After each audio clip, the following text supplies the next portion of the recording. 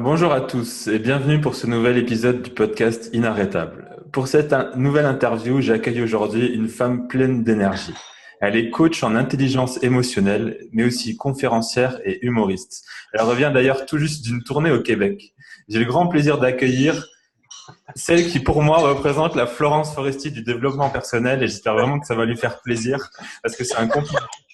Donc, j'ai le plaisir d'accueillir Béatrice Fornari. Bonjour à toutes et tous. Bonjour Damien. Merci pour cette présentation qui pète sa mère. Voilà. Alors ça, c'est les J'espère que premiers tu mots. le prends pour un compliment, que c'est pas pour toi quelque chose Ah, de... mais c'est super. Pète sa mère, c'est les premiers mots que je dis dans mon spectacle parce que mes enfants n'arrêtaient pas de le dire et j'ai compris que ça voulait dire extraordinaire, génial, sublime. Et donc oui, c'est un grand compliment être la Florence Foresti du développement personnel parce que Florence Foresti, c'est un peu comme mon mentor, tu vois, mon égérie. Et comme mes spectacles, ils sont un peu particuliers et ils sont un peu impactants au niveau émotionnel et en termes de prise de conscience, ça me fait très, très, très plaisir cette présentation et cette analogie. Merci. Bah écoute, c'est avec grand plaisir. En tout cas, j'ai jamais eu l'occasion en tout cas de te voir en spectacle, mais c'est l'image en tout cas que j'en ressens quand je te vois. Donc, j'aimerais vraiment pouvoir le voir un jour. Ah ben tu le verras, il n'y a pas de raison. Hein. Il n'y a pas de raison, il y aura une nouvelle tournée en 2020. Je suis en train de caler les salles sur des dates. Et donc voilà, tout Ah, ça, ce sera super. sur les réseaux dès que le cadre sera posé. Voilà. Ok. Bon, bah du coup, tu nous en parleras un peu plus tard. Alors, du coup, super. Déjà, comment s'est passé ton séjour au Québec, du coup? Écoute, très bien. Moi, le Québec, c'est pas mieux qu'en France, c'est très différent, mais j'adore aller là-bas, je m'y sens bien. Je découvre des personnes et un état d'esprit, voilà, qui n'est pas le même. Ils regardent pas le monde exactement de la même manière, ça me plaît. Et puis, je suis partie faire mon spectacle, comme tu l'as dit, dans une salle super à Laval. Donc ça, c'était, j'ai découvert, c'est la première fois que je faisais mon spectacle là-bas. Donc j'ai découvert le public québécois. Et puis il y a des jokes qu'il comprend pas du tout, hein. Et puis il y a des fois il rit là où les Français ne rient pas. Et donc émotionnellement, tu vois, il faut le gérer en termes d'énergie aussi, parce que ça peut surprendre, mais faut pas faire trop la surprise. C'est comme dans Ouais. Itinéraire d'un enfant gâté, quand Belmondo il dit à Anconina, faut jamais faire l'étonné. Alors c'était très enrichissant ce spectacle au Québec. Et puis j'ai fait des conférences aussi là-bas et un atelier sur le voyage du héros, sur la conduite du changement. Donc des conférences en intelligence émotionnelle, deux. Et donc c'était un voyage très chouette avec de belles, belles rencontres. Voilà. Ok, super. Ben justement, du coup, est-ce que tu peux nous expliquer un petit peu le concept d'intelligence émotionnelle? Alors, l'intelligence émotionnelle, il y a beaucoup de personnes qui pensent que ça touche que les émotions. Et en fait, ce qui se passe dans l'intelligence émotionnelle, c'est qu'on travaille sur les compétences émotionnelles, mais dans des domaines spécifiques. Et il y a 5 composantes à l'intelligence émotionnelle. La conscience de soi, la connaissance de soi, l'empathie, tous les leviers de motivation et tout ce qu'on appelle les aptitudes sociales et relationnelles. On peut appeler ça en d'autres termes la communication. Donc en fait, ça c'est des composantes de l'intelligence émotionnelle et chaque fois qu'on va travailler sur une de ces composantes, peut-être plus la motivation, peut-être plus l'empathie, peut-être plus la connaissance de soi, on va travailler avec les compétences émotionnelles qu'on apprend à développer. C'est pour ça que quand on fait de l'intelligence émotionnelle, on apprend dans un premier temps à identifier ses émotions, qu'est-ce qui se passe pour nous, c'est quoi que je vis maintenant. Ensuite, on va apprendre à exprimer ça une fois qu'on aura calibré ce qui se passe pour nous. La troisième marche de l'escalier, ça va être de le comprendre. Ok, s'il m'arrive ça, c'est parce que là, Robert, il m'a trop énervé là. Donc là, ce que je vis à l'intérieur de moi, c'est plutôt de la contrariété, de l'agacement. Mais il faut que je comprenne ce qui se passe et le mécanisme de ça. Et c'est seulement après ces 3 étapes-là, identifier, exprimer, comprendre mon système émotionnel, que je vais pouvoir le gérer. C'est, tu vois, c'est un petit peu comme quand on a une équipe, qu'on fait du management, on essaie de gérer notre équipe, mais si on n'a pas conscience de qui on a dans l'équipe, si on n'a pas de communication qui passe entre les personnes, si on ne sait pas qui fait quoi, les compétences de chacun, et si on n'essaye pas de comprendre où on va ensemble, ben on ne pourra jamais gérer tout ce petit monde-là. C'est un peu la même chose avec les émotions. Voilà. Sauf que à l'école, on nous a bien appris à développer notre cerveau qu'on dit intelligent, notre cortex, notre cognitif, celui qui nous aide à anticiper, à programmer, à organiser, à faire des choix. Et on nous a pas trop appris à comprendre et à gérer notre cerveau limbique, qui est plutôt notre cerveau émotionnel. Voilà. Alors que dans la vie, on est envahi, submergé et surtout on est géré par nos émotions. Donc si c'est pas nous qui les gérons et qui faisons alliance avec elles, bah, c'est elles qui vont nous piloter en fait, tu vois. Voilà. C'est ton GPS, quand tu lui donnes pas de direction, en fait, tu vois la flèche, elle y est quand même sur l'écran, mais elle t'emmène n'importe où. Bah, c'est exactement ce qui se passe avec les émotions. D'accord. Moi, j'aime bien déjà l'idée parce que c'est vrai que ça rejoint un petit peu à chaque fois les mêmes principes. C'est que quand on veut en fait améliorer quelque chose, il faut déjà en fait en prendre conscience et savoir en fait de quoi on parle. Et là, enfin, j'aime bien en tout cas déjà comment tu abordes la chose par rapport aux émotions, de déjà les identifier et savoir les trier peut-être aussi, C'est ça. j'imagine. Donc, parce que c'est vrai que parfois on est envahi sur le moment et on a plein d'émotions qui arrivent et on sait pas toujours faire le tri. Oui, c'est ça, ouais. Donc D'ailleurs, la des fois, je première cherche même chose, pas à faire le tri. ouais, des fois on laisse tout partir et C'est ça va ça. dans tous les sens. Mais c'est bien aussi. Hein. Ouais, Il y a un bouquin qui s'appelle de Marshall Rosenberg, le père de la communication non violente. Il a écrit un petit bouquin chez Jouvence qui s'appelle Les ressources insoupçonnées de la colère. Parce que c'est très bon, la colère, pour notre organisme. Ce qui est moins bon, et c'est comme tout, c'est quand c'est répétitif, quand c'est récurrent, quand c'est régulier. Parce que ça te balance des neurotransmetteurs qui tuent certaines neurones, et notamment ça lance du cortisol dans ouais, ton... Et ça, c'est pas bon du tout pour notre cerveau.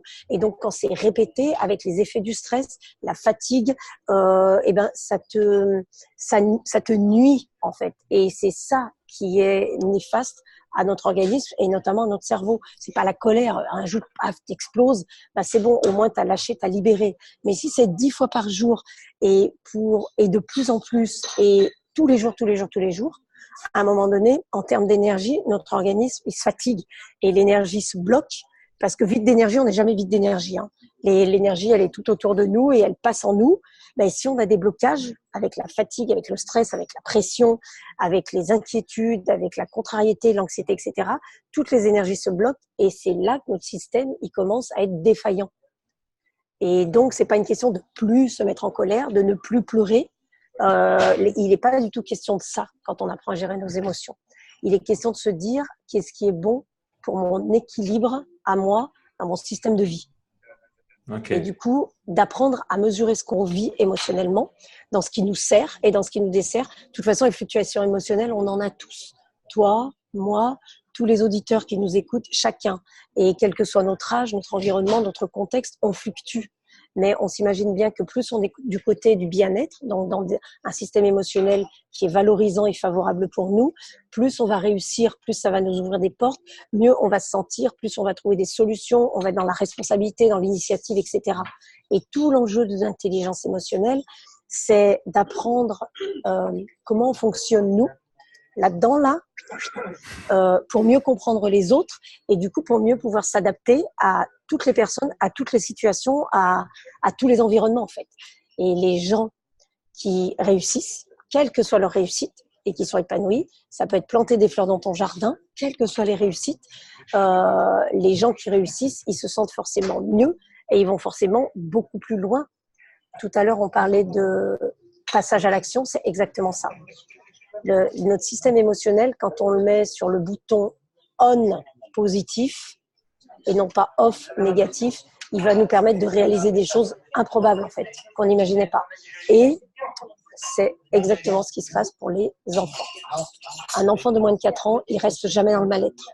Dès qu'il est frustré, dès qu'il est déçu, il se roule par terre, il tape sur son frère ou sa sœur, il va tout seul dans sa chambre, il fait des tas de machins, mais il libère en fait le négatif.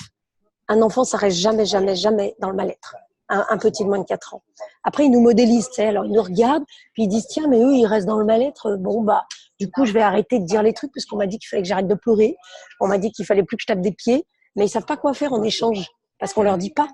Parce que nous, on sait pas gérer notre frustration. Donc, finalement, ils se mettent à faire comme nous. Mais quand ils sont plus petits, ils libèrent tout ce qui est négatif. Et du coup, ils sont toujours dans le plus. Et du coup, les enfants, il n'y a rien qui est impossible pour eux. Tu vois, marcher, ils marchent à 4 pattes. Ils ont quelques mois, ils nous regardent, ils disent « Oh là là, les grands, ils marchent sur 2 pattes, ça doit être bien ce truc-là. » Qu'est-ce qu'ils font? Ils modélisent, ils observent, ils essayent. Essai, erreur, tac, tac, ils tombent, et là, jusqu'au jour où ils y arrivent. Peut-être c'est à 11 mois, peut-être c'est à 18, mais un jour ils y arrivent.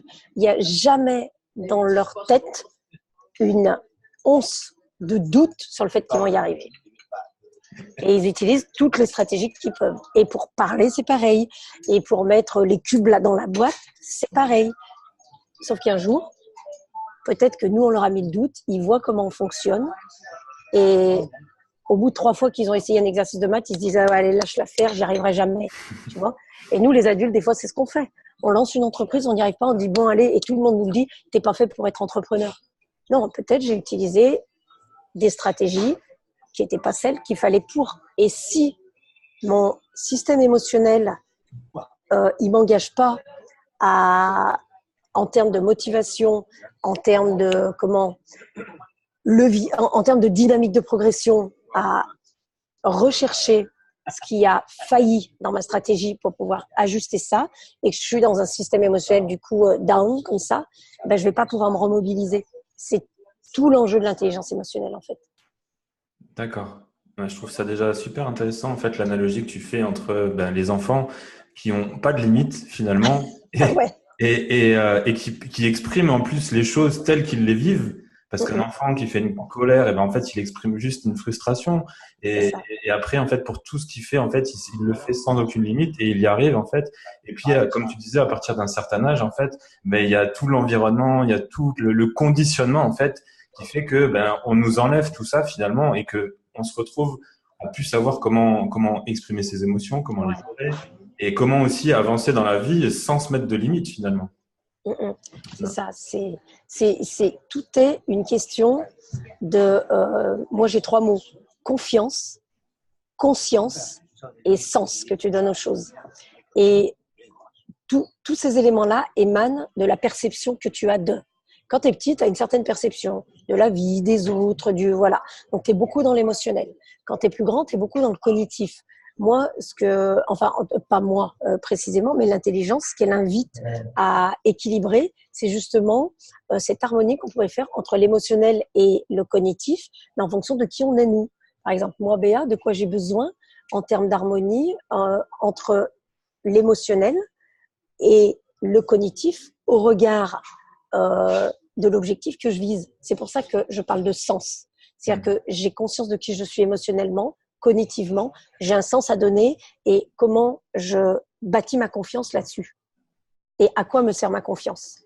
Parce que souvent, les systèmes émotionnels défaillants, les colères, quand on est démoralisé, dépité, tout ce qui est un peu plus du côté, on va dire comme ça, négatif, en tout cas ce qui nous dessert émotionnellement, c'est comment on pourrait dire, les éléments sur lesquels on aurait besoin de plus de confiance en soi, de plus d'estime de soi. Et c'est en vérité, quand on travaille sur l'intelligence émotionnelle, dans notre intelligence, c'est ça qu'on va chercher le plus souvent. Parce que c'est la pierre angulaire de toutes les réussites. Et il y en a qui ont extrêmement confiance en eux, une très très bonne confiance en eux.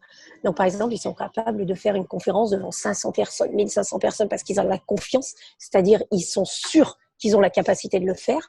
Et en termes d'estime, quand ils se retrouvent avec un journaliste, comme ils savent pas exactement ce qu'ils valent, ils se sentent beaucoup plus inconfortables et ils détestent par exemple être en face à face avec quelqu'un parce que ils connaissent pas vraiment leurs valeurs et du coup, tant que c'est une notion de capacité, donc de confiance, c'est bon, ils y vont, ils maîtrisent leur sujet, ils sont experts, c'est sympa. Et puis, quand ils se retrouvent avec un tout petit groupe, ils savent pas exactement comment faire parce que la valeur qu'ils se donnent, ils la connaissent pas. Et ces mêmes personnes-là, si elles sont d'un coup dans un séminaire où il y a d'autres conférenciers et qu'ils imaginent, qu'ils perception, que l'autre conférencier est plus fort qu'eux, que l'autre conférencier a plus de valeur, la confiance qu'ils ont en eux, ça va pas leur suffire pour être dans leur meilleur potentiel sur la scène. Parce que d'un seul coup, l'estime qu'ils ont d'eux-mêmes, et comme ils ont une estime peut-être à 2 ou 3 sur 10 face à quelqu'un qu'ils mesurent plus grand, mais c'est pas forcément le cas, et ça va porter une défaillance à la confiance en eux. Ça va faire un peu vriller leur confiance en eux. Et du coup, ils vont donner quelque chose qui sera un petit peu moins bon. Et ça, c'est tellement subtil, mais tellement important. Parce que les enfants, eux, je reviens sur eux parce que je les adore. Et c'est tout l'enjeu de mes spectacles. Et c'est tout l'enjeu de tous mes exemples, même dans les entreprises, quand je bosse dans les entreprises. Le petit, c'est quoi? Lui, il a confiance en lui. Il sait qu'il va y arriver. En fait, il n'y a que nous qui avons peur pour lui. Ouais. Et c'est ça qu'on lui balance. Ça s'appelle l'effet Pygmalion. Et lui, ce qu'il vaut, ça, il se regarde dans la glace, il est comme ça. Et quand on lui dit arrête de te regarder dans la glace, il fait non, mais quand même, je suis beau. Voilà. On lui dit ouais, c'est beau. Allez, hop. Mais il est en train de travailler l'estime de lui. Ouais. Donc, comment on lui équilibre ça en lui disant ok, tu vois, tu as tout le temps dû s'habiller pour te regarder dans la glace, dans le miroir. Dis-moi ce que tu vois, comme t'es beau. Dis-moi ce que tu vois. Tu as 2 minutes. Et là, le petit, il parle. Et au bout de 2 minutes, il sait que c'est bon, ça y est, il peut y aller. Donc, comme ça, il ne reste pas 2 heures devant le miroir, mais il y reste quand même un petit peu. Et les adultes, ce n'est pas tant le cas. Quand tu dis à quelqu'un de c'est quoi, tiens, regarde-toi devant le miroir, là, souris, et dis-toi yes, quoi. Franchement, je suis fière d'être qui je suis. Même si hier, c'était la loose, ma journée totale finie et que j'ai mal dormi. Mais franchement, je suis fière. Et là, les adultes, ils te regardent, ça, ils te disent mais t'es dingue. Moi, quand je suis devant mon miroir, je me brosse les dents, voilà quoi. Ouais, c'est clair que… Et ça, c'est l'intelligence émotionnelle. D'accord. Donc du coup, finalement, il y a vraiment en fait une chose qui est importante pour avoir confiance en soi. La vraie confiance en soi, elle est bâtie aussi sur une bonne estime de soi-même. Oui. Carrément. Parce que la confiance en soi, elle est contextuelle finalement, et si on la sort du contexte, la personne, elle peut justement perdre sa confiance, et du coup, s'il n'a pas l'estime qui est adéquate, enfin une estime nécessaire, elle peut être déstabilisée dans. Ouais. Ok. Absolument. Moi, tu vois, l'estime de soi, c'est vraiment le cœur de l'être, parce que c'est la valeur que tu as, que tu te donnes, que tu perçois, mais c'est pas la valeur que te donne l'environnement. C'est vraiment toi. Comment tu t'estimes en fait par rapport… Et quand tu mesures ton estime de toi, c'est comme ça que tu peux mesurer tes progrès et évaluer où tu en étais il y a 1 an, où tu en es aujourd'hui. Grâce à tes manières de te comporter, grâce aux résultats que tu as obtenus, grâce aux actions que tu as mises en place. Toutes ces petites choses-là qui te permettent de te donner une certaine valeur, mais à toi. On ne te demande pas, c'est vrai, c'est faux, tu te trompes, c'est toi qui mesures ça. Et si tu calibres ton estime de toi aujourd'hui, et tu verras dans 3 mois ou dans 6 mois les progrès que tu as fait par rapport à ça. Parce que si tu calibres ton estime de toi en comparaison des autres, il y a quelques chances ou quelques risques que tu te trouves toujours moins bon que les autres ou bien meilleur que les autres. Et le jour où il n'y a plus les autres, tu fais comment ? Tu te compares à qui ? Non, mais tu vois. Je suis d'accord, je suis entièrement d'accord. C'est intéressant et important ce que tu dis. Et ça, c'est la conscience de soi dans l'intelligence émotionnelle. Tu vois, c'est ce volet-là.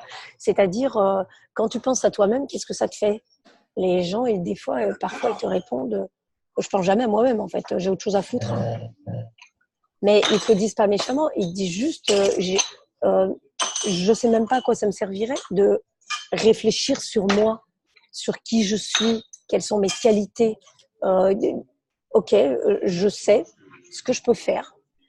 Et je lui dis, et qu'est-ce qui fait que tu le fais pas ?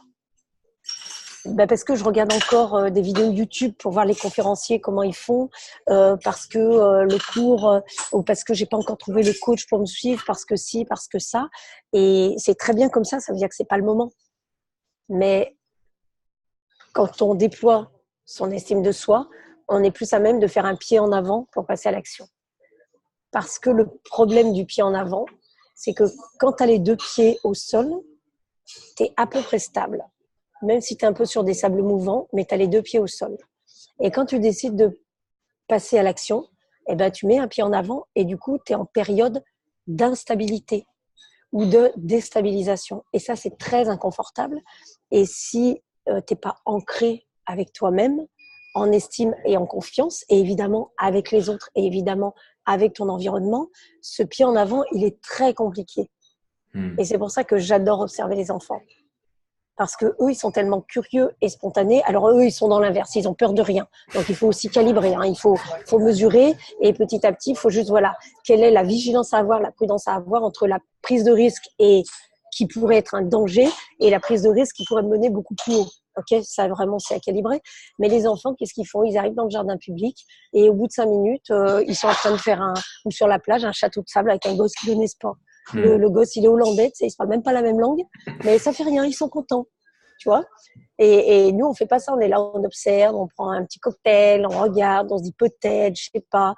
Alors c'est bien aussi parce que ça permet d'asseoir justement notre confiance ou notre estime, mais jusqu'à où ça peut aussi nous bloquer ou nous freiner dans ce qu'on veut mettre en place.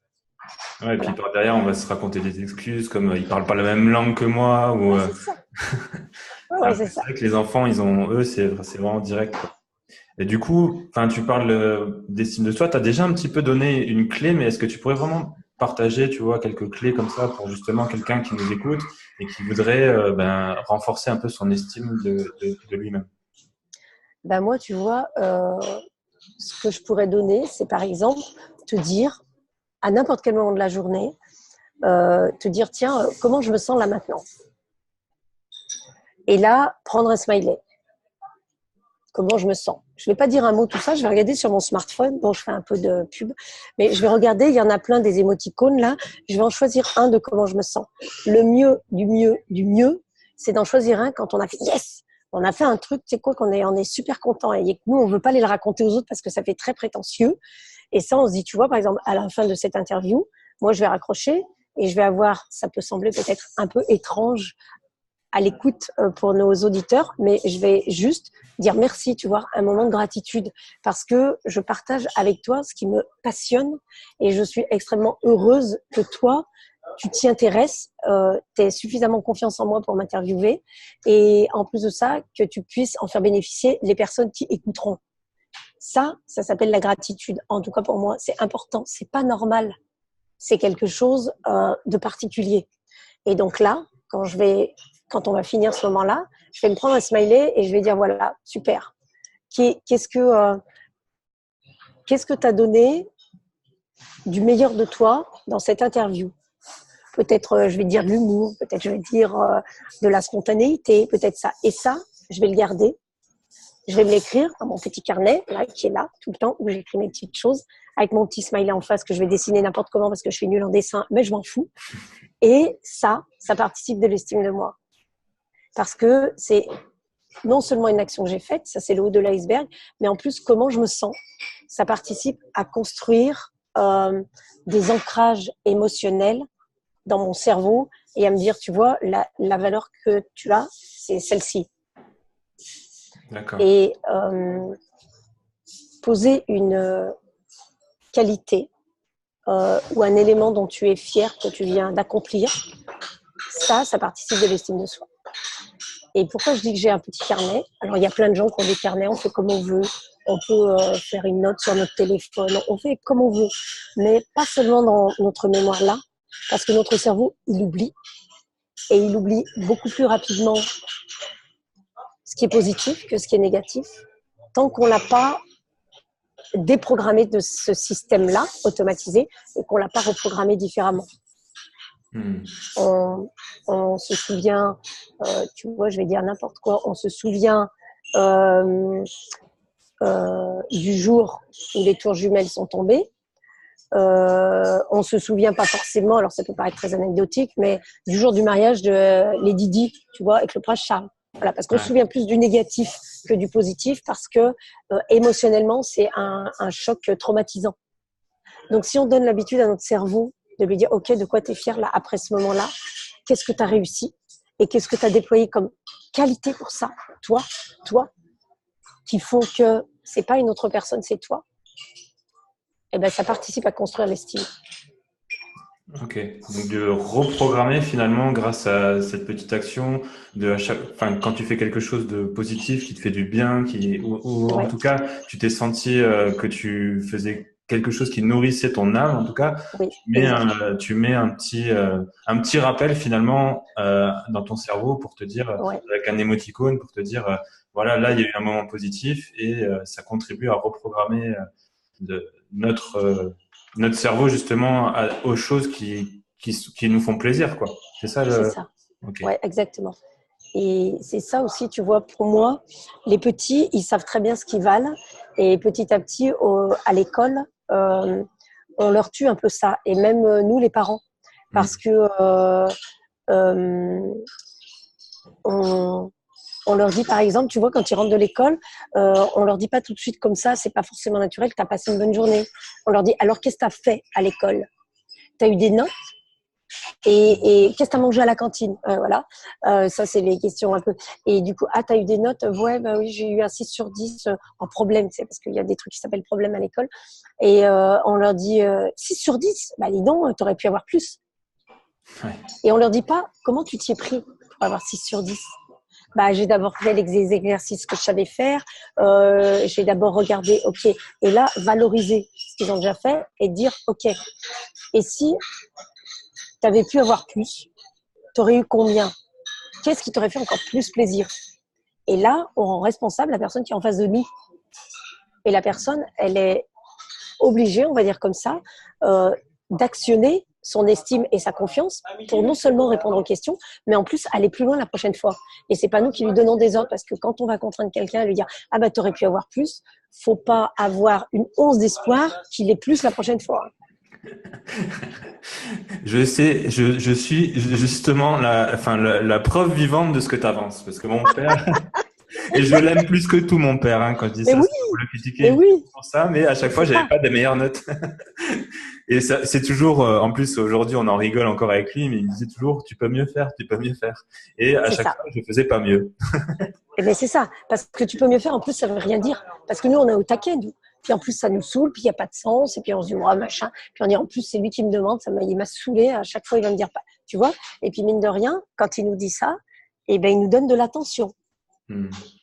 Et émotionnellement c'est très bon, surtout si on a besoin d'amour, si on a besoin de partage, si on a besoin de connexion, et si on a besoin de considération, même si la considération est négative, c'est mieux que rien. Et puis on se rend compte dans notre classe qu'il y en a qui travaillent mieux, ou même peut-être notre frère ou notre sœur. Et puis bah, du coup, on lui dit pas grand-chose, comme il a des meilleurs résultats que nous. Donc Ouais. du coup, on s'imagine, notre cerveau s'imagine qu'on fait moins attention à nous quand on a des meilleurs résultats. On nous sollicite moins, etc., etc. Donc du coup, notre cerveau, il dit non, mais t'es bien avec ça. Parce que comme ça, papa, il va continuer à te demander. Hmm. Voire même, des fois, il va t'engueuler. Mais au moins, il passe du temps avec toi. Ouais. Tu vois, le cerveau, comment il est... Et tout ça dans l'intelligence émotionnelle, ça nous permet de comprendre comment notre système émotionnel il se calibre sur les besoins qu'on en a, sur ce qui est important pour nous.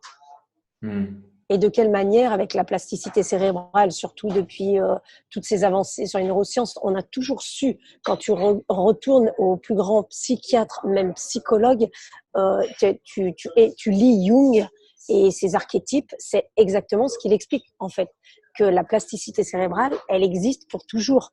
Ton QI, il ne pourra jamais évoluer. C'est-à-dire que si tu as un QI à 130, ce qui est déjà une très belle performance, Ouais. à 12 ans, et bien peut-être à 40 ans, il sera à 133, 134 si tu l'as entraîné. Par contre, ton quotient émotionnel, qui est le quotient de ton cerveau limbique, de ton cerveau émotionnel, lui, il peut grandir tout au long de la vie. Alors, on appelle ça les compétences émotionnelles dans l'intelligence émotionnelle. Et maintenant, de plus en plus dans notre monde moderne, on voit apparaître une terminologie qui s'appelle les soft skills, qui sont les compétences douces, qui sont toutes ces capacités, compétences, on va dire comme ça, à s'adapter, à s'ajuster, à comprendre comment on fonctionne pour mieux comprendre les autres et l'environnement. Ça, c'est les compétences douces. Et c'est déjà ce que disait Daniel Goleman dans son bouquin sur l'intelligence émotionnelle. 85% de notre réussite est due à nos compétences émotionnelles, au développement de nos compétences émotionnelles. Donc, les gens dans une entreprise à niveau technique égal, à connaissance égale, celui qui va mieux réussir dans le sens, il va être plus épanoui, il sera plus à l'aise, il obtiendra des meilleurs résultats, etc. C'est la personne qui aura de manière, comment on va dire, intuitive, ou consciemment apprises, développer au mieux ses compétences émotionnelles. Ok. Donc finalement, ce que tu dis, c'est que si on veut en fait devenir plus performant entre guillemets, enfin en tout cas, voilà, avoir plus de résultats, comme notre quotient intellectuel, on peut pas l'augmenter de toutes les façons, il va très peu augmenter. C'est vraiment sur le quotient émotionnel qu'il faut mettre le focus en fait, sur l'apprentissage émotionnel. Ouais, tout à fait. Et c'est pas parce qu'il y a que ça dans notre vie, c'est pas parce que c'est plus important, c'est juste parce que on le développe jamais. Alors que notre cerveau, tu vois, par exemple, c'est comme si tu utilisais le bras droit toute ta vie et jamais le bras gauche. Voilà, c'est comme si tu sautais sur une jambe pour marcher et que tu n'utilisais pas l'autre. On a 3 cerveaux, triuniques, 3 étages. Bon, l'hémisphère gauche, l'hémisphère droit, ok. Et puis après, on a le reptilien, notre instinct de survie, le cerveau limbique, celui des émotions, et le cortex, celui de l'intelligence intelligente, disons comme ça, le cognitif. Nous, on développe que le cognitif en disant c'est celui-là, c'est celui-là, c'est celui-là, pour le raisonnement, pour prendre des décisions, pour faire des choix, pour acquérir des nouveaux apprentissages, pour parler, etc. Et l'émotionnel, on s'en contrefout. Il ne te servira jamais dans ta vie. Justement, il faut le blinder, il faut mettre une muraille, il faut mettre une armure, parce que si tu laisses tes émotions parler, tu réussiras jamais, tu vas passer pour l'autre qui pleure dans la petite maison dans la prairie, tu seras plus faible, tu seras plus vulnérable, etc.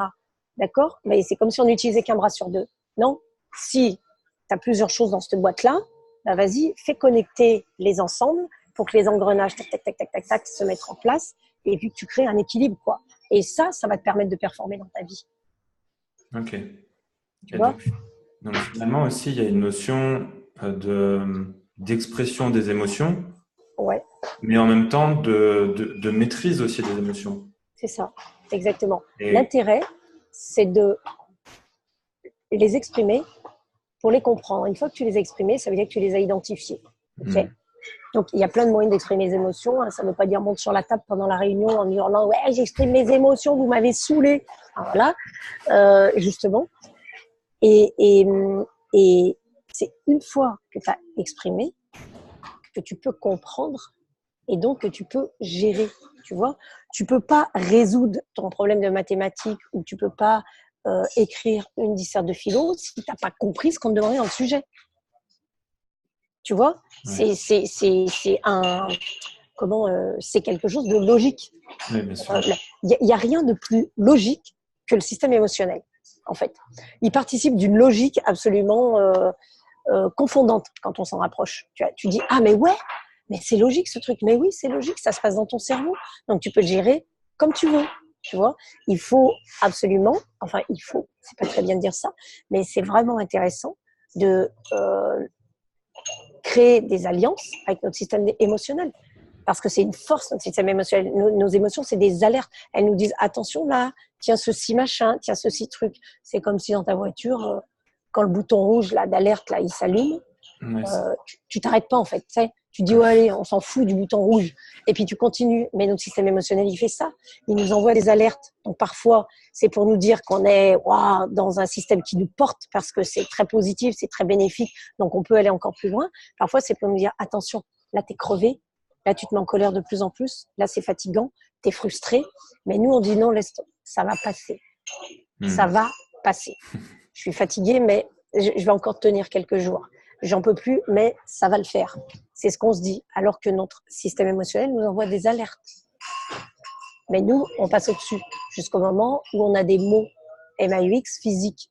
Mal à la tête, on se prend des rhumes, des trucs comme ça à répétition, on a mal au dos, des petites choses comme ça que tout le monde connaît. Ben oui, mais si tu t'écoutes pas ton système émotionnel, ça va perdurer. Donc on prend des médicaments, que ça prendra plus mal. Voilà. Ouais, c'est clair. C'est en fait finalement le système émotionnel, il te rattrape quoi, et il s'exprime par le corps quand tu veux pas l'écouter. C'est ça. Et les gens qui disent, ben voilà, moi j'ai un fort mental, de toute façon je peux résister à tout, c'est super important. comme il déploie Geoffrey Brochet, la puissance mentale, c'est super important de pouvoir se connecter sur quelque chose qu'on vise et d'avoir les moyens d'y aller, mais ça commence par des connexions. Et la première chose, c'est la connexion à soi. Et qu'est-ce qui se passe pour moi? Parce que si je laisse mon mental, donc tout mon système cognitif, me gouverner, le système émotionnel, il s'en fout. Un jour, il va t'envahir et il va te mettre par terre. Parce que c'est comme si on avait un... Attends, je vais te donner une image. Je vais vous donner une image pour tous ceux qui nous écoutent. Un cheval et un cavalier, ok? Alors, le cheval, c'est le système émotionnel et le cavalier, c'est le système mental, c'est le mental. Bon, eh ben, si le mental, qui lui, voilà, croit qu'il va diriger tout le monde, il dit pas au cheval où il faut aller, le cheval, il va où il veut. Donc, l'émotionnel gagne toujours. Toujours, toujours, toujours. C'est lui qui gagne. Et si on n'y fait pas attention, c'est lui, à un moment donné, qui nous fait perdre ou qui nous fait performer. Dépasser nos limites, en fait. Et on ne peut pas dépasser nos limites quand on est dans un système émotionnel défaillant. Ok, c'est vraiment intéressant parce que du coup, effectivement, on pense pas on pense pas forcément aux émotions quand on parle de performance et de dépassement de soi. On se dit que voilà, de toute façon, il faut maîtriser ses émotions, il faut peut-être être un peu robot par moment, mais en fait, c'est pas du tout la clé en fait de. On peut se mettre en mode entre guillemets robot. Moi, j'appelle pas ça comme ça. Quand on a compris ce qui se passait pour nous émotionnellement, on accueille ses émotions. Ok, on dit là c'est ok, mais je vais me mettre focus sur ce que je vise parce que là pour le moment. Donc tout l'intérêt de l'intelligence émotionnelle, c'est d'apprendre nous en fonction de qui on est là-dedans, comment quand on identifie qu'on est dans le moins de notre système émotionnel. Et dans ce qui nous étouffe, comment on identifie ça, on en prend conscience et on permet, tac, de basculer dans le plus. Et ça, c'est l'intérêt de l'intelligence émotionnelle pour rester le moins possible du côté négatif. Parce que de toute façon, on ira tous. Hein. On y va tous, même moi la première. Ouais. Sauf que si on passe 80% de notre vie dans le plus et 20% dans le moins, c'est pas si mal. Ouais. On sera moins malade, on vivra un petit peu plus vieux, on profite davantage, voilà. Mais après, on a plein aussi de logique à rester dans le moins. Hein. Oui, il y a toujours un intérêt, en fait, à aussi être négatif. Exactement. Et c'est ça aussi, quand on est sur l'axe compréhension, c'est ça aussi qu'on mesure. Quel intérêt notre cerveau il a à rester dans le moins? Parce qu'il y en a un. Ah, bien sûr. Il y en a un. Il y en a toujours un. Donc ouais, voilà. Mais c'est sûr que quand tu vises un objectif, quel qu'il soit, c'est pas obligé d'être le grand projet du siècle. Ton système émotionnel, quand on regarde les gagnants et qu'on modélise les stratégies d'excellence, c'est ce qu'on fait beaucoup en programmation neurolinguistique, ouais. On perçoit que leur système émotionnel, pendant ce chemin-là, même si de temps en temps il a failli, en tout cas, globalement, il était positif. C'est-à-dire qu'ils étaient plutôt dans des énergies d'enthousiasme, de contentement, de joie, par moments de calme et d'apaisement, parce qu'ils en ont besoin pour se poser, réfléchir, etc.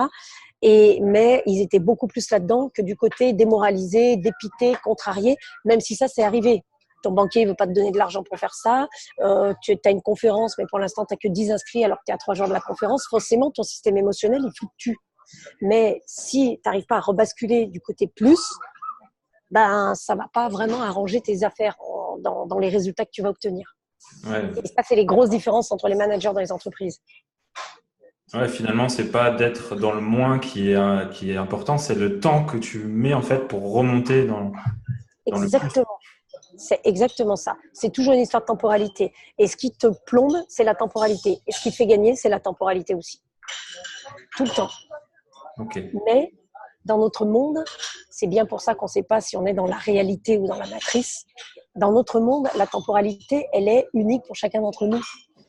Et elle est spécifique aussi en fonction des événements, tu vois. Genre, tu as un examen dans 3 semaines, tu sais qu'il te reste 3 semaines pour réviser, les 3 semaines vont passer super vite, quoi. Et là tu as l'impression que ta temporalité, elle est réduite. Et du coup, là, ton système émotionnel, alors tu es dans le stress, tu es dans le truc, tu es dans le machin, et l'intérêt de savoir te basculer dans le plus. Inversement, tu n'as pas vu ta chérie depuis 2 mois et tu sais que tu es à 15 jours de la voir, purée, c'est les 15 jours les plus longs de ta vie, quoi. Tu vois, non, mais tu vois, ça, c'est la temporalité. Alors qu'en fait, le temps est toujours le même, il est immuable si on regarde bien. Mais là, la gestion de ton système émotionnel, ton intelligence émotionnelle, à quoi elle va te servir? Elle va te servir à passer par toutes ces journées-là.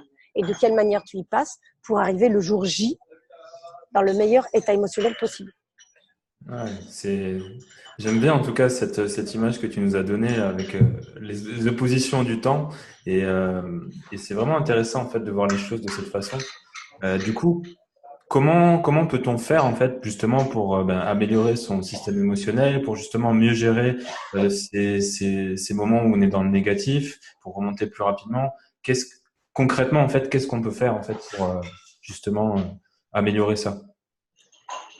Alors, concrètement, moi, ce que je propose là avec tout à l'heure, ce que je disais sur l'estime, c'est de poursuivre un petit peu dans cet esprit-là et donc de pouvoir se dire au moins une fois par jour, euh, le soir par exemple, ou le matin, peu importe, une chose dont on est fier. Et si on avait à améliorer quelque chose dans notre vie, ce serait quoi? Ok? Parce que déjà, quand on pense comme ça, on n'est pas en train de penser à tous les trucs pourris qui nous sont arrivés. Et en fait, on actionne notre cerveau. Et c'est pas pour dire oui, c'est le monde des bisounours, c'est la méthode Coué, pas du tout. C'est juste pour dire que tous les jours, on fait des trucs qui sont bien. Et tous les jours, on fait des trucs qui sont pourris. Mais si tu veux noter sur ton carnet que les trucs pourris, ça te regarde en fait. Mais c'est pas ça qui va te mener à l'épanouissement. Je veux même pas dire à la réussite parce qu'elle est propre à chacun. La réussite, c'est pas forcément avoir de l'argent ou être tout le temps heureux, hein, mais à ton épanouissement, au fait que toi, à l'intérieur de toi, tu te sens dans une énergie qui est bonne, pas forcément une énergie pulsée et en haute énergie, mais quelque chose qui est bon pour toi. Tu vois. Et donc, marquer ce dont tu es fier et marquer un truc que tu pourrais améliorer, ça déjà, c'est la base de tout. Parce que ça va déjà te basculer dans quelque chose de plus positif.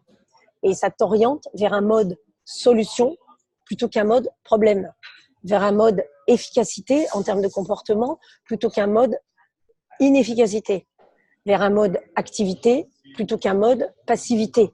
Parce que le soir, tu es obligé de te demander, tu te dis, tiens, qu'est-ce que j'ai réussi? Ah, ça me saoule, allez, ça me saoule, je me demande pas. Ça, c'est la passivité. Du coup, au bout d'une semaine, tu t'es rien demandé de ce que tu as fait de positif pour toi, ce qui t'a ramené quelque chose qui t'a nourri, avec lequel tu te sens bien. Et du coup, tu as l'impression que tu as passé une semaine de merde.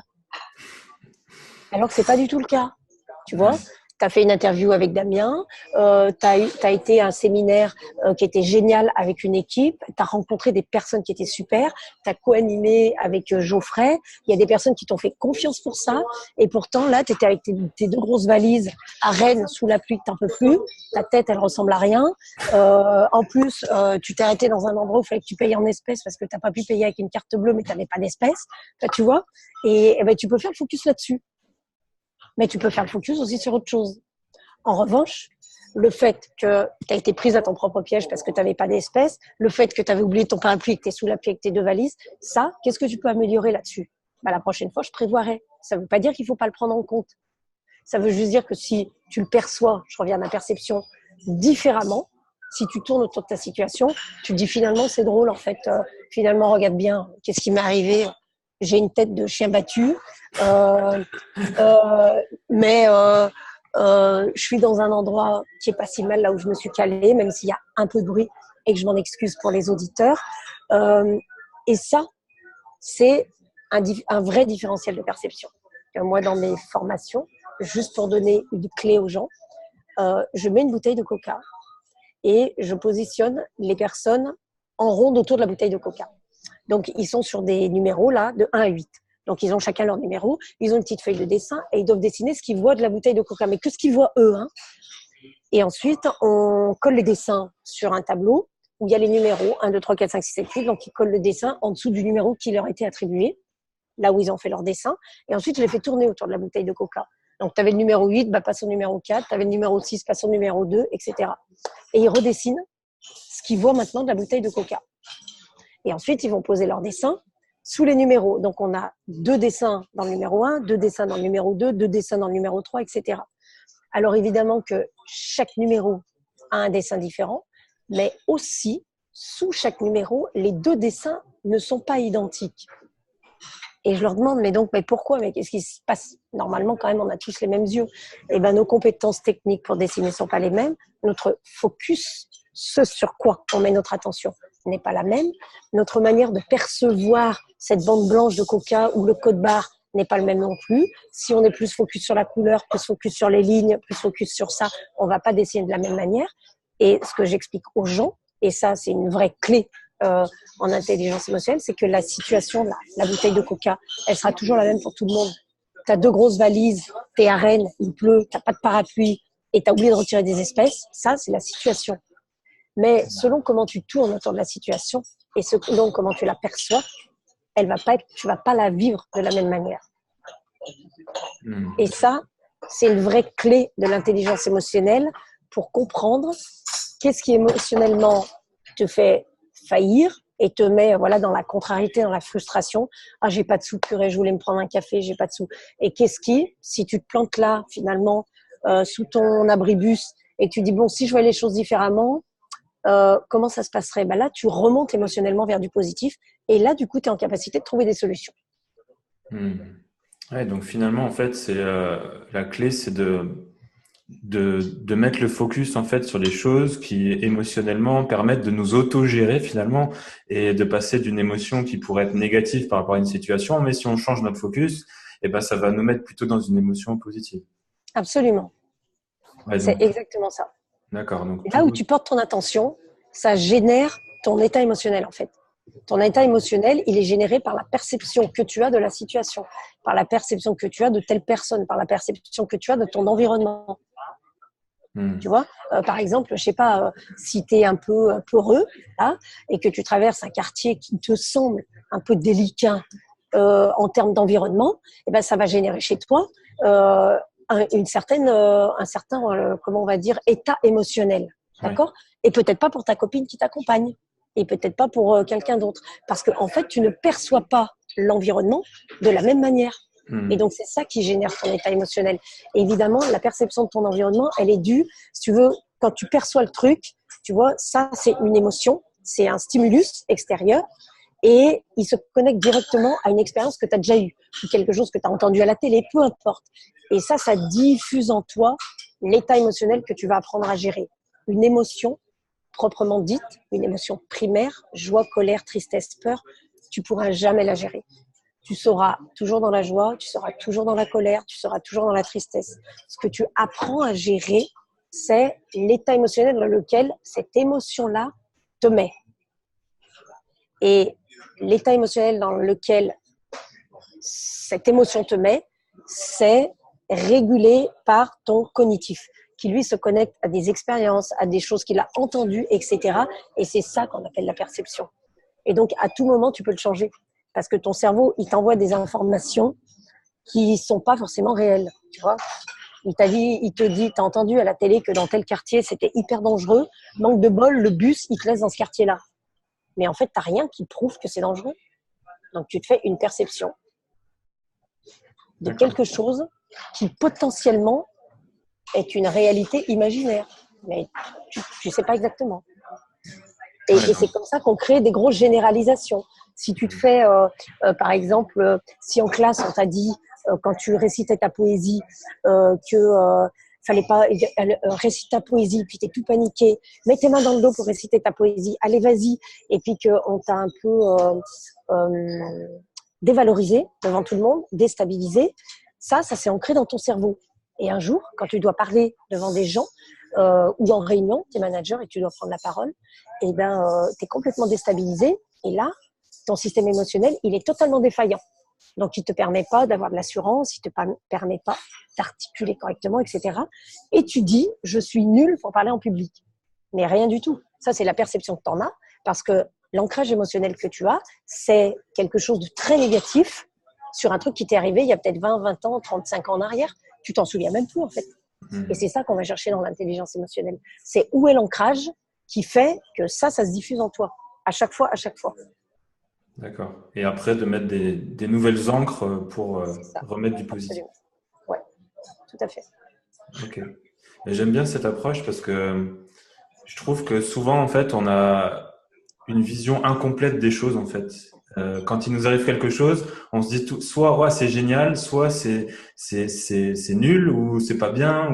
Et en fait, on voit pas en fait qu'à chaque fois, dans les deux cas, il y a toujours du positif et toujours du négatif. En fait, il y a toujours en fait quelque chose qui va en ressortir de bien et quelque chose peut-être de moins bien. Et ça peut être, par exemple, la réussite. De réussir quelque chose, c'est super, mais ça peut attirer de la jalousie aux yeux des gens. Et dans l'inverse, on peut rater quelque chose, mais peut-être que c'était la meilleure chose qui pouvait nous arriver de le rater parce que c'était pas pour nous, en fait. C'est exactement ça. Je suis mais 200% d'accord avec toi. Le monde, il fonctionne sur des polarités. D'accord ? La nuit, le jour, l'ombre, la lumière, le grand, le petit, le négatif, le positif. Et tu peux pas avoir que de la lumière, que du positif. C'est pas possible. Mais le tout, c'est que sur ta balance, t'équilibres en fait comment ? Qu'est-ce qui est favorable pour toi ? Et l'équilibre, il est en fonction de chacun d'entre nous. C'est pour ça que moi, j'aime bien appeler certaines de mes les conférences paradoxales. Parce que pour moi, il y a une différence totale entre un paradoxe qui est logique. La vie est paradoxale, ce qui t'arrive, c'est paradoxal. Tu vis une réussite, mais il y a toujours des choses à améliorer et ça va créer des jalousies, donc ça va créer du moins aussi. Tout est paradoxal. Par contre, contradictoire, c'est pas le même mot. Contradictoire, ça veut dire que on dit une chose et son contraire. Ça, c'est autre chose. Mais paradoxal, oui. Parce que tu sais, c'est l'histoire du gars qui cherche ses clés sous le lampadaire. Puis il a un pote qui arrive, qui fait mais Polo, qu'est-ce que tu fais Polo, il dit je cherche mes clés. Il dit ok, mais t'es sûr que tu les as perdues par là Polo, il dit ah non, je sais pas, non, je suis pas sûr. Et l'autre lui répond qu'est-ce que tu fais à chercher tes clés ici si t'es pas sûr Alors il dit ouais, mais là il y a de la lumière. Et donc on cherche souvent dans la lumière parce qu'on veut pas aller chercher dans l'ombre. Parce que dans l'ombre, c'est peut-être plus douloureux, ça nous met peut-être à mal, c'est peut-être négatif pour nous. Mais pourtant, c'est peut-être là qu'on va trouver. En fait. C'est peut-être là qu'il faut aller creuser. Ouais. Voilà. Et donc, et on aura toujours ça. Parce qu'en fait, pour voir la lumière, il faut de l'ombre. Et pour voir l'ombre, il faut de la lumière. On ne sait pas que le soleil brille si on ne voit pas notre ombre par terre quand on marche, quoi. Tu vois, c'est pareil en fait. Le système émotionnel est calibré là-dessus. Et donc, les gens qui viennent me voir et qui me disent au début, ouais, mais moi je veux plus être en colère, j'en ai trop marre, ok. Et je leur dis, qu'est-ce que tu veux alors ? Ils disent, je veux plus être en colère. Je dis, mais qu'est-ce que tu veux ? Si tu veux plus être en colère, je sais pas, et je dis, oui, mais parce que tu comprends que si tu veux du calme, si tu veux de la détente, si tu veux de l'enthousiasme, si tu veux du contentement, tu vas pas dire la même chose à ton système émotionnel. Et si ton cerveau, tu lui dis pas ce que tu veux, il bougera pas parce que la nature a horreur du vide. Et si tu dis à ton cerveau, je ne veux plus être en colère ou être triste ou machin, et que tu lui dis pas ce que tu veux, il te mettra toujours en colère parce que ça le fait flipper. Je veux plus être en colère. Il dit, mais qu'est-ce que tu veux que je fasse alors ? Je cherche à quelque chose, moi. Et c'est pour ça que je dis, c'est très logique, les émotions, parce que ça marche exactement comme tout le reste. Tu veux plus faire ce boulot-là, mais quel boulot tu veux faire ? Les gens disent, je sais pas. Du coup, c'est pour ça que tu changes pas de boulot. C'est pour ça que tu n'entreprends pas de formation. C'est pour ça que tu cherches pas, parce que pour l'instant, tu sais pas encore où chercher. Le système émotionnel fonctionne comme tout le reste. Il a un cerveau, et partant du principe qu'il a un cerveau, il a des connexions, il a des circulations, il a des logiques, il y a rien de plus scientifique et rationnel que les neurosciences. Voilà. Les neurosciences, ça s'occupe du cerveau. Tu vois ? Et donc, il y a un moment aussi, il y a une question de choix, du coup. De choisir, en fait, que je veux plus ça, mais je veux ça à la place. Donc, de choisir que je veux plus vivre cette émotion, mais que je veux vivre ces émotions-là. Donc, finalement, les émotions, on les choisit aussi, c'est ça, de celles qu'on... Oui. Vas-y, pardon, finis ta question si tu veux. Je disais, du coup, est-ce que les émotions aussi, on choisit celles qu'on a envie de vivre ? Ah mais c'est clair, ça c'est sûr. On choisit et malheureusement, on ne choisit pas quand nos systèmes automatisés, là-bas dedans, ils sont mis en route. Donc, si nos systèmes automatisés, ils sont programmés, là, nos autoroutes neuronales sont programmées, à chaque fois que le chef vient nous parler, ça nous descend, ça nous énerve, ça nous agace, ça nous tout ça, et ben on va faire tout le temps ça. Et on a beau changer d'entreprise, on va continuer à faire ça. Parce qu'au début, on va se forcer à faire un peu différemment, mais comme je l'ai dit tout à l'heure, le naturel revient au galop. Donc à un moment donné, il y a forcément des choses qui vont nous saouler. On va très vite les trouver. Hein. Et on peut changer 10 fois d'entreprise. Hein. Il va toujours nous arriver la même chose. Ouais. On peut changer 10 fois de conjoint, on va toujours prendre les mêmes en fait. Même style. Parce que notre cerveau, il est habitué à quelque chose. Donc on attire ça. Et tant qu'on se dit pas, je veux différent, mais qu'on précise ce qu'on veut, oui, ok, je veux plus partir à la montagne en vacances. D'accord. Tu veux partir où? Je sais pas. Tu vas jamais partir en vacances en fait. À partir du moment où tu vas te dire, ah oui, je veux partir à la mer. Là, tu commences à préciser. Mais à la mer où il y a des vagues ou à la mer où il n'y a pas de vagues. Voilà, là, tu vas encore plus préciser. Et après, tu veux partir en avion ou pas, tu vois. Et ça, c'est exactement ce qu'on travaille avec le système émotionnel. Et de toute façon, que tu fasses quelque chose ou que tu fasses rien, ça aura toujours des conséquences. Ouais. Et si les conséquences, tu veux qu'elles changent, si tu veux changer tes résultats, il va falloir changer tes stratégies. Et pour changer des stratégies, il faut faire des choix. Et une fois que tu as fait des choix et que tu as dit c'est ça qu'il me faut prendre une décision. Parce qu'une fois que tu as dit du coup, je vais aller faire un safari au Kenya et puis je verrai la mer en rentrant machin bidule, là, tu as fait un choix. Mais tu n'as toujours pas pris la décision d'acheter ton billet. Hein. Ouais. Tu vois ? Donc, tu as fait un choix de ne plus être en colère et être plutôt apaisé, mais tu n'as pas pris encore la décision d'aller voir un coach, d'aller participer à une formation et tout ça. C'est normal, il faut que ça fasse son chemin. Mais notre système émotionnel, il marche là-dessus. Et puis, si d'un seul coup, tu as beaucoup de charges de travail ou quelque chose comme ça, tu vas oublier ce truc-là. Parce que tu vas retourner dans tes automatismes. Alors, les automatismes, c'est très bien. Parce qu'il y en a beaucoup qui nous servent. Tu vois, par exemple, comme conduire, heureusement qu'on n'est pas encore à nos débuts parce que ce serait une galère. Hein. Marcher, c'est pareil, tu vois, tu n'as plus besoin de réfléchir dans ta tête, éplucher une pomme, tout ça, machin. Donc, c'est très, très bien les automatismes, mais il faut juste être vigilant sur les automatismes qui nous entraînent vers plus de pertes que de gains. Ouais. Ça, c'est important, oui. Ouais. Donc, oui, les choix, oui. Et derrière les choix, les décisions pour pouvoir mettre en action. D'accord. Donc, choix, décision. Voilà. Toi, par exemple, tu vois, au début, tu as commencé avec les perceptions, tout ça. Tiens, les podcasts, ça existe. Si, il y a ça, etc. Puis, tu t'es rendu compte qu'émotionnellement, c'était un truc, c'est un peu un kiff. Tu vois, si je te demandais, moi, les smileys, quand tu penses à ça, à faire des interviews, tu me dirais, attends, alors moi, je vais te dire, mon smiley, il est comme ça, peut-être avec un clin d'œil et tout. En plus, je regarde qui je peux interviewer. Oh là là, c'est trop bien. Enfin, j'adore. OK. Donc, tu as fait un choix. Tu t'es dit, c'est ça que je vais faire dans mon déploiement d'une autre activité, des podcasts. Voilà. Il y a plein d'autres choses, mais il y a aussi les podcasts. Ça, c'est un choix. Ensuite, tu as pris la décision de te dire, je vais regarder qui je peux interviewer. Et ensuite, tu as mis en action, c'est-à-dire que tu as fait une demande à ces personnes-là. Si à un moment donné, ton système émotionnel avait été défaillant, en termes de temporalité, peut-être ça t'aurait pris plus de temps. Peut-être tu as des moments où tu t'arrêtes. Et c'est là où ton objectif, ce que tu vises est très, très, très important. C'est que quand ton système émotionnel, il te pèse un peu parce que les gens ne répondent pas, parce que la technique, c'est un peu plus lourd que ce que tu pensais, parce que tout plein de contraintes qui nous arriveront toujours dans notre vie, si là, ton système émotionnel, tu vas être contrarié, tu vas être dépité, tu vas dire, ah, purée, mais c'est pas possible. Enfin bon, bref, tout un tas de choses comme ça. Si t'es pas focus sur ton objectif qui t'anime, qui te fait vibrer, qui est super important pour toi, et là, tu vois, ça pétille en toi, ça te met des étoiles dans les yeux, et ben les moments où ton système émotionnel, il est un peu démoralisé, un peu dépité, un peu contrarié, c'est là où on abandonne.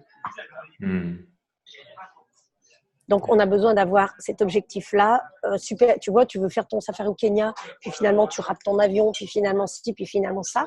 Mais si vraiment ça te fait vibrer d'aller là-bas, tu vas trouver n'importe quel moyen pour y aller. Ouais, donc c'est important d'avoir des objectifs qui nous font vibrer au fond de nous, parce que sinon, parce qu'on aura toujours des difficultés, mais si c'est pas assez fort derrière, on va abandonner beaucoup plus rapidement. C'est ça. Et c'est pas grave d'abandonner. Ça veut peut-être dire justement Non, que tu as clarifié. ouais. Voilà, c'est tout. Mais c'est ce que tu vises, tu vois, avec ta fléchette, c'est extrêmement important. Enfin, c'est même vital dans toutes les entreprises que tu mènes, quelles qu'elles soient. Hein. Même quelque chose qui peut paraître petit, je sais pas, aller s'acheter une robe, quoi. Tu vois, ouais, tu sais pas quelle robe tu veux, bah, tu vas t'en faire des magasins. Hein. Ouais, parce que ce qui te fait vibrer, c'est de tomber sur le truc qui te plaît. Voilà. Donc, tu t'en fous, tu fais 20 magasins, 25 magasins, tu t'en fous. Puis, il y a d'autres filles qui vont dire, non, moi, je sais, je veux une petite robe noire comme ça, avec des petits boutons là et là. Et elles vont faire les magasins parce que ce qui les fait vibrer, c'est ce truc-là. Mais si tu pars comme ça sans savoir, au bout d'un moment, tu vas dire, bon, allez, c'est bon, j'arrête mon shopping, ça m'a saoulé. Et ben, c'est OK aussi, tu vois. Mais ça, c'est juste à bien comprendre quand même, ce fonctionnement-là. Ouais. Il y a juste Voire pour les... même, hein? Non, excuse-moi, je t'ai coupé juste, je disais, c'est juste pour les conjoints que c'est le plus embêtant quand c'est dans cette situation. Voilà. Mais non, mais au bout d'un moment, ce qui peut se passer, c'est que tu peux te dire aussi, tu sais quoi, ça m'a saoulé, je vais plus faire du shopping, j'achète sur Internet. Parce que là, ton émotionnel, il est tellement contrarié quand il va. Ben oui, c'est normal, tu n'as pas d'objectif.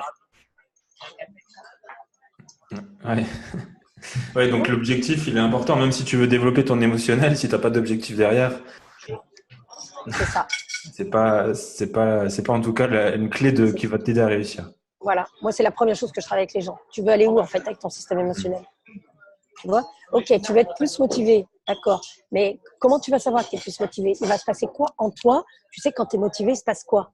Et en fait, cette énergie émotionnelle, je vais l'ancrer pour leur projet, ils puissent la retrouver quand ils veulent. Et je vais l'ancrer dans des situations qu'ils ont déjà vécues. Mais je vais aller la chercher. Parce que, comme ça, ok, donc ton objectif, là, quand ils pensent, en fait, ça fait quoi? T'imagines, quand j'aurais interviewé un tel, quand même, moi, par rapport à mon déploiement, j'aurais quand même du poids, quoi. Ah, mais ça va être génial. Et ça, c'est quelque chose auquel tu peux te reconnecter, cette énergie émotionnelle, quand tu es un peu dans le down. Quand tu as 2 ou 3 intervenants qui d'un coup disent « Ah bah Damien, je peux plus pour l'interview. Ah bah non, je peux pas. Ah bah finalement, ça m'intéresse plus. Ah bah finalement, décale de 15 jours. » Tu te dis « Il faut exprès les gens ou quoi ?» Tu vois. Mais si tu n'es pas focus sur ce que tu veux, parce que ça peut te permettre, comme tu disais tout à l'heure, de trouver aussi d'autres stratégies en disant bah, peut-être que ce n'es pas la bonne personne pour tout de suite. Et peut-être ça va te faire découvrir des gens auxquels tu n'aurais jamais pensé et qui vont te faire beaucoup plus d'audience, tu vois. On ne sait jamais. Mais en tout cas, quand tu as ton objectif en ligne de mire, tu es dans un système émotionnel gagnant. Ouais. C'est Pour toi, pour inarrêtable. les autres, pour tout le monde. Hein. Oui, c'est clair. C'est sûr. Hein. C'est sûr. Bon, on va arriver à la fin de cette interview. Tu nous as partagé déjà beaucoup de choses ultra intéressantes. En tout cas, moi, j'ai pris beaucoup de plaisir à discuter avec toi. Avant de finir, en fait, j'ai toujours 2 questions que je pose habituellement à mes invités. La première, c'est par rapport à quelque chose qui me passionne, c'est au niveau des rituels, des habitudes que l'on a pour justement être bien et être performant dans sa vie. Donc, tu nous as déjà partagé un petit peu des choses, mais est-ce qu'il y a d'autres rituels justement qui te permettent de réussir, enfin en tout cas des choses qui contribuent à ton état de bien-être ou à ton état performant que tu fais régulièrement? Mais moi, ce que je propose aux personnes, c'est de se connecter à quelque chose qu'elles aiment faire. Ça peut être chanter, ça peut être aller faire un moment de sport, ça peut être lire un bouquin, ça peut être écrire 3 lignes, ça peut être ne rien faire et passer un moment sans s'ennuyer. Et connecter ça un moment dans sa journée, obligatoirement. Mais pour le connecter, pour le vivre, il faut l'écrire dans l'agenda. Parce que sinon, tu le fais au début. Et puis, si ton cerveau, il n'a pas suffisamment pris l'habitude, si tu arrêtes au bout d'une semaine ou 10 jours, ton cerveau, il lui faut à peu près 3 semaines pour connecter un nouvel automatisme, et ben, tu vas arrêter, tu vas plus le faire, tu vois. Et il y a des gens qui me disent, oh, bah, cette semaine, je suis pas allée au sport. Et j'ai dit, bah, pourquoi t'écris pas ça dans ton agenda? Et ils me disent, bah, quand même, séance de sport, ça se met pas dans l'agenda. Je dis, bah, je sais pas, tu mets bien dentiste. Tu mets bien, je sais pas, quand tu invites des amis, tu le mets dans ton agenda. Quand tu mets pas sport. Donc ça, c'est très important. Donc ça, c'est une première clé que je donnerais. Et puis moi, quand je me sens pas trop bien ou quand je me pose des questions, j'ai toujours 3 questions qui reviennent et j'essaye comme ça de les balayer rapidement, qui sont 1, qu'est-ce que je veux? Donc je me reconnecte des fois en quelques-uns, je dis en fait tu veux quoi? Ok, tes valeurs, liberté, machin, ok, donc tu veux quoi par rapport à ce qui est en train de t'arriver là, qui est tout pourri? 2, qu'est-ce qui est juste? 3, qu'est-ce que tu mérites? Et ça, ces 3 petites questions, qu'est-ce que tu veux? Qu'est-ce qui est juste? Qu'est-ce que tu mérites? Et ben, quand des fois je me sens pas bien, c'est des questions que je me pose. Et sur mon petit carnet là, j'écris et je regarde aussi des fois qu'est-ce que j'avais marqué déjà par rapport à ces 3 questions avant. tu vois. D'accord, ouais. Et je donnerai une troisième clé, c'est les marques de considération. C'est ce que je vous ai proposé tout à l'heure à tous, c'est-à-dire de quoi je suis fière, de quoi je peux me féliciter. C'est des vraies marques de considération qu'on se donne à soi-même. Et plus on s'en donne à soi-même, plus les gens vont nous en donner. Et replonger dans les marques de considération, les mails de gratitude qu'on nous a envoyés. Merci pour cette formation, merci pour ça. Quand quelqu'un nous dit merci, l'accueillir, le prendre et s'en souvenir. Parce que ça, c'est quelque chose qui peut nous faire changer de système émotionnel et nous faire passer du moins au plus. Voilà. Ouais. J'aime beaucoup parce que tu as parlé aussi d'une notion qui est très importante, c'est le plaisir finalement. Parce que j'en parlais l'autre jour encore avec un ami, on parlait des rituels et des fois, maintenant avec la mode, par exemple du Miracle Morning, les gens pensent qu'en fait pour être bien, il faut faire ça, ils s'imposent tout Oui. un tas de trucs et Ouais. finalement ils prennent plus de plaisir. Et je pense qu'en fait, bah, finalement, si peut-être ton plaisir c'est de rester 5 minutes de plus au lit le matin, et que tu le fais en étant vraiment content, mais peut-être que tu vas te lever de meilleure humeur que si tu te levais 1 heure plus tôt, que tu faisais tout un tas de trucs qui te plaisaient pas, quoi. Et en Donc, je plus, pense tu que vas être plus performant, hein, c'est ouais. clair. Donc Là, la moi, notion de plaisir, elle est vraiment importante. Donc même dans les ouais. routines, dans les habitudes, le fait d'avoir une discipline, c'est bien, mais la notion de plaisir, elle est indispensable. Et donc faites vraiment des choses qui vous font plaisir, quoi. Faites pas quelque chose parce que en fait vous avez entendu que ça allait vous faire du bien. Non, faites-le parce que vous avez envie et que ça vous fait vibrer au fond de vous-même. Je te remercie infiniment de ce mot parce que le plaisir, c'est ce qui conduit toutes mes conférences et tous mes ateliers parce que ma structure s'appelle Be Enjoy Attitude. Okay, ça fait 5 ans que je l'ai montée, donc le mot enjoy n'était pas encore autant sur tous les panneaux, surtout dans toutes les pubs et tout ça qu'avant. Et le plaisir, c'est le fondement de tout. Parce que le plaisir, c'est ce que tu vis dans l'instant présent. Et si tu en as conscience, ça veut dire que tu peux le vivre 100 fois par jour, en fait. Et c'est quelque chose d'immuable, c'est quelque chose de gratuit. Et souvent, les gens, ils ne savent pas forcément ce qui leur fait plaisir. Et chez nous, en France, le plaisir, c'est très connoté. Plaisir, qu'est-ce que tu vas te faire plaisir? Là, tu vas bosser, tu te fais plaisir, toi. Heureusement, tu te fais plaisir. En fait, de toute façon, toi, tu crois que ton boulot est super chiant, mais il y a forcément de petites pépites de plaisir là-dedans. Et si tu les ressens plus aujourd'hui, tu les as déjà vécues avant. Donc maintenant, peut-être c'est le moment, c'est le chemin de changer de boulot, par exemple, ou de déménager ou autre. Mais ce plaisir-là, c'est ce que tu vis dans l'instantanéité. Et là, on parle beaucoup de bonheur au travail. Moi, je travaille beaucoup sur la qualité de vie au travail quand je suis dans les entreprises. Mais le bonheur, c'est quoi? C'est la motivation, parce que ça, c'est l'anticipation, d'accord? Qu'est-ce qui te motive et tout? En fait, tu vas faire un truc parce que ça te motive. Donc ça, c'est avant. Le plaisir, c'est pendant. Et la satisfaction, c'est après. Et peut-être que ça, c'est un chemin tranquillou qui te mène à plus de bonheur, que moi j'appelle plus de bonne humeur, tu vois. Mais merci pour ce mot plaisir qui est le fondement de ma vie. La première slide que je passe dans toutes mes interventions dans les entreprises, c'est cette question-là: pourquoi le plaisir n'est-il pas encore considéré comme moteur de transformation vers plus d'épanouissement? C'est une très jolie question, je trouve. Voilà. Et du coup, la deuxième question, je pense que tu as déjà apporté un élément de réponse, mais quels seraient tes 3 meilleurs conseils que tu donnerais à quelqu'un qui veut vivre sa vie à son plein potentiel? Alors, 1, connaître qui vous êtes. Au mieux, parce qu'on n'a jamais fini le chantier, hein. Le truc, c'est jamais fini, hein. Mais voilà. 2, savoir où on veut aller. Et 3, se connecter à des personnes bonnes pour nous. C'est-à-dire se créer des alliances favorables. Et quand je dis des alliances favorables, on monte un projet, nos enfants, notre conjoint, nos parents peuvent être des alliances, pas pour nous aider, mais parce qu'en leur exprimant l'importance que c'est pour nous de développer ce projet et d'atteindre ces objectifs-là, on leur dit en même temps qu'on va être un peu moins présent avec eux, mais c'est pas qu'on les aime pas. Et du coup, on va peut-être fixer dans notre agenda. Moi, je suis très focus agenda parce que ça permet de clarifier beaucoup de choses. Tel dimanche, on va manger ensemble. Et là, pendant 3 heures, je serai là juste pour vous. Par contre, les 15 jours qui vont précéder, j'aurai ça à faire, ça à faire, ça à faire pour atteindre mon objectif. Et puis la semaine d'après, et puis si, puis là, je vais partir en déplacement. Du coup, je serai un peu moins présent en termes de quantité, mais qualitativement, je serai là. Donc, les alliances, pour moi, c'est fondamental. Les alliances qu'on crée. Et puis, quand tu lances un caillou, tu vois, dans l'eau, et ben, ça crée des cercles. Et il y a des fois des personnes, dans certains projets, dans certains moments de vie, ils sont sur le premier cercle, deuxième cercle, troisième cercle. Puis des fois, ils sont sur le 15e cercle. Mais ils sont toujours là, mais pas au même niveau. Mais c'est pas grave, ça veut pas dire qu'on s'apprécie pas, ça veut pas dire qu'on s'aime pas. Ça veut juste dire que on a mesuré, nous, qui était favorable pour avancer le plus sereinement possible et le plus, comment on va dire, harmonieusement possible. Moi, c'est une de mes valeurs phares, l'harmonie et la créativité. Donc, voilà ce que je dirais. Qui je suis, où je vais et avec qui m'entoure. Okay. Super. Mais écoute, je te remercie infiniment, Béa, pour tout ce que tu nous as partagé. Et je vais mettre un joli émoticône là parce que j'ai passé vraiment un super moment avec toi.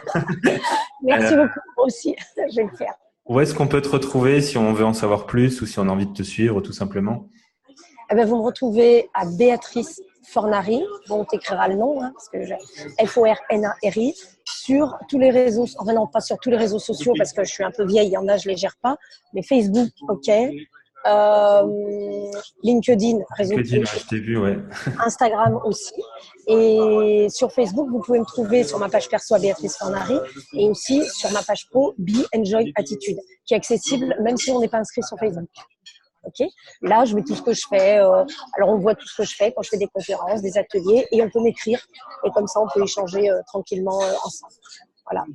Ok, super. Et puis, j'ai hâte de voir les dates de ta tournée parce que j'espère pouvoir assister à ton show. Et d'ailleurs, je vous invite tous à suivre ça de très près parce que je pense que ça en vaut vraiment la peine. Merci beaucoup. En tout cas, merci Damien pour ta confiance. Moi, je me réjouis toujours de trouver des personnes qui veulent diffuser, qui veulent faire connaître un peu plus l'intelligence émotionnelle parce que maintenant, c'est un terme qui passe un peu comme ça dans le langage vulgarisé. C'est très bien parce que les gens en entendent parler, mais des fois, on ne sait pas trop ce que ça veut dire. Donc, merci beaucoup de me laisser la possibilité de partager cette expertise. Vraiment, merci. Mais c'était un véritable Bravo honneur. pour ce que tu entreprends. Comment? Et bravo pour ce que tu entreprends. Merci beaucoup, ça me touche. Eh bien, en tout cas, j'espère que cet épisode vous aura plu. Et je vous demande juste une petite dernière chose, c'est si vous a plu justement, c'est d'aller mettre une petite note pour contribuer à l'essor du podcast, pour contribuer à l'essor de ces interviews et de toutes ces personnes qui prennent le temps de partager leur expertise avec vous et avec nous. Donc, n'hésitez pas à partager tout ça sur les réseaux. Faites une photo de l'épisode, vous postez dans vos stories, dans vos réseaux et encouragez en tout cas les gens à venir écouter tout le contenu qui a été partagé aujourd'hui parce que l'intelligence émotionnelle, je pense que c'est vraiment quelque chose qui est super important. Donc, je vous remercie à tous pour votre écoute et je vous dis à très bientôt.